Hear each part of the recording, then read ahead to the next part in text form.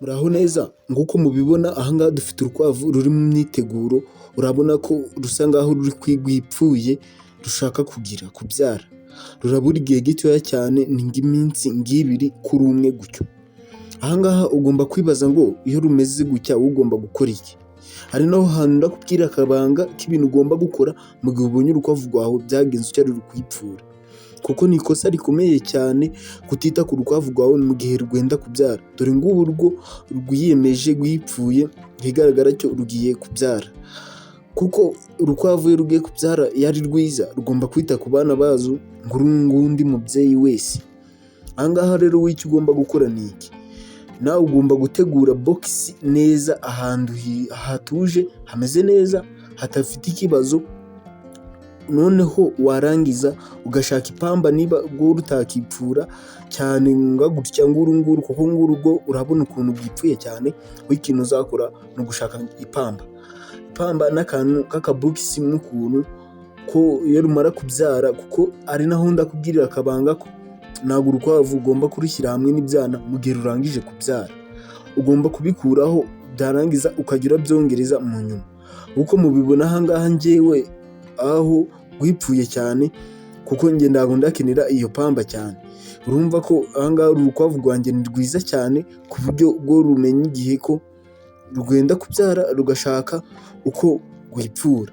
Icyo ugomba kuzajya urakora rero ni uburyo bwo kukwitaho cyane, wabonye iyo pamba kuko ntabwo ari byiza ko ruba hamwe n'ibyo byana byazo. Ikintu rero ugomba kucyitondera cyane kuko kiri mu bintu bituma ibyana byawe bidapfa, kuko aho biba biri ntabwo biba bituje bimeze neza, nta kibazo biba biri kugira, ntabwo bibangamirwa n'urukwavu. So ugomba kumenya neza ko wabitandukanyije kandi ahantu heza hatekanye. Uri kubona ko uru rukwavu ruri hafi yo kubyara bitewe n'imyiteguro turi kubibona aha ngaha. Ushobora kwibaza se ni iki cyatuma umenya ko urukwavu rwawe rubura iminsi mike ngo rubyare? Hari ibintu byinshi ugomba kureberaho ko urukwavu rwawe rwenda kubyara. Niba ushaka iyo video ubwo wazikandika muri komenti tukarebera hamwe icyo kiganiro nacyo, uko wareba uko urukwavu rwawe rufite amezi kandi rugiye kubyara vuba. So aha ngaha rero nk'uko mubibona rwari rwaracukije ibindi byana.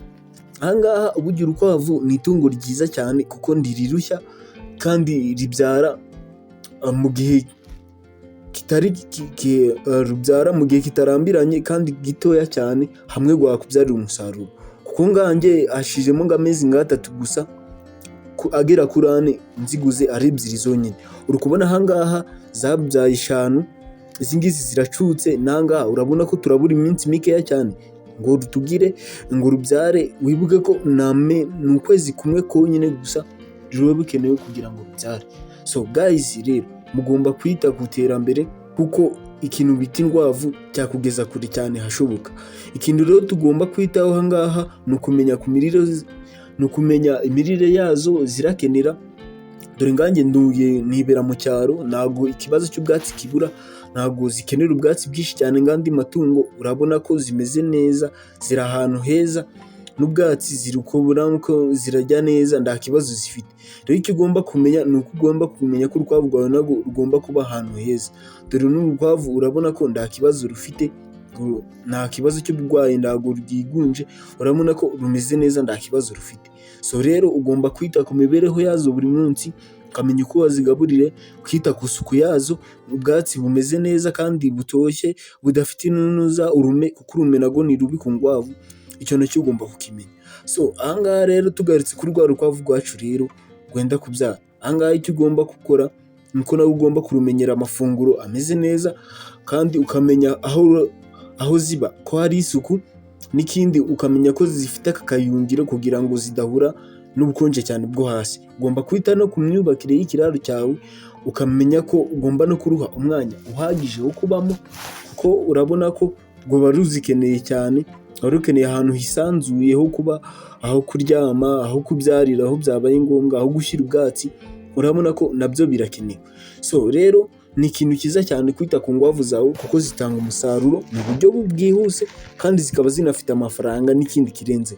ubwo urabona ko ugomba kwita cyane ku bworozi bwawe, abana bazo mu gihe rufite amezi, ukamenya kuzitandukanya kugira ngo umenye ko zifite ubwisanzure buhagije nawe urundi rurabyarira. So rero nicyo nashakaga kubabwira uyu munsi.